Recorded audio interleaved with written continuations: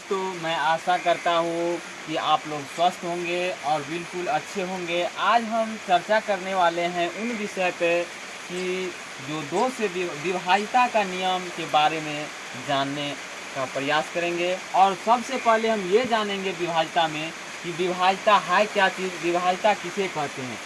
जिस नियम से यह पता चले कि बिना भाग दिए कोई संख्या दूसरी संख्या से विभाज्य है या नहीं, उसे विभाज्यता का नियम कहते हैं। जैसे कि जिस नियम से यह पता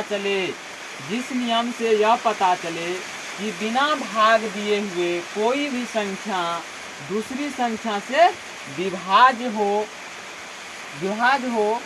या नहीं, उसे विभाज्यता का नियम कहा जाता है। समझे कि नहीं। सबसे पहले हम बात करेंगे कि दो से विभाज्यता का नियम क्या है। दो से विभाज्यता का नियम सबसे पहले जानेंगे। जिस संख्या का इकाई का अंक, कोई भी संख्या जिस संख्या का इकाई अंक 0 हो, 2 हो, 4 हो, 6 हो और 8 हो में से कोई भी में से अंक हो, यह संख्या 2 से क्या होगा, 2 से विभाजित होगा।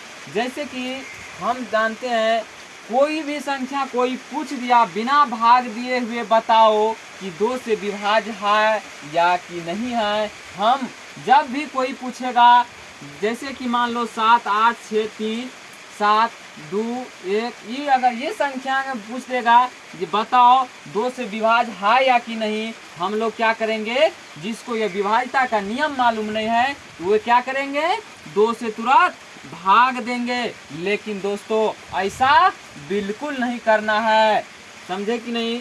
करना क्या है, कह रहा है क्या है, जिस संख्या के इकाई अंक 0 हो, 2 हो, 4 हो और 6 हो और 8 हो में से कोई भी अंक हो, वह संख्या क्या होगा, 2 से पूरा विभाज्य होता है। जैसे एग्जाम्पल लिए हैं हम 1230। 12 से 30 में हमको क्या देखना है, सबसे पहले इकाई का अंक देखना है। इकाई के अंक में क्या है, यहाँ 0 है, ये हो गया। दहाई के स्थान पर 3 है। इकाई ठो को मानना है हमको, इकाई। बाद में यहाँ पीछे कितना भी संख्या क्यों न हो, इकाई के अलावा सबको छोड़ देना है। सबसे पहले हमको देखना है क्या चीज, इकाई के स्थान पे है क्या, 0 है। यहाँ जो 1230 लिए हैं, 1230 में हमको देखना है, क्या देखना है, सबसे पहले प्यारे दोस्तों इकाई अंक को देखना है। इकाई अंक यहाँ पर 0 है, यह क्या हुआ, 2 से विभाज्य होगा। और फिर दूसरा एग्जाम्पल लिए हैं 7492। 7492 में फिर हमको क्या देखना है, इकाई का अंक देखना है। इकाई का अंक 2 है, यह क्या होगा, 2 से विभाज्य होगा।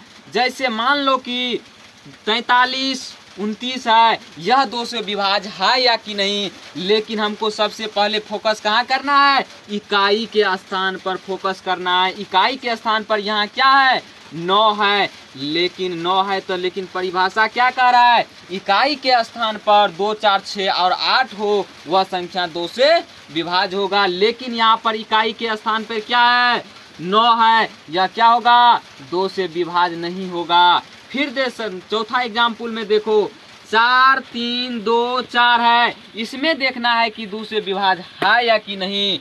लेकिन यहाँ इकाई के अंक पर फोकस करना है। यहाँ इकाई के स्थान पर 4 है, यह क्या होगा, 2 से पूरे विभाज्य होगा। अगर नहीं यकीन हो रहा है तो आप भाग दे करके देख लीजिए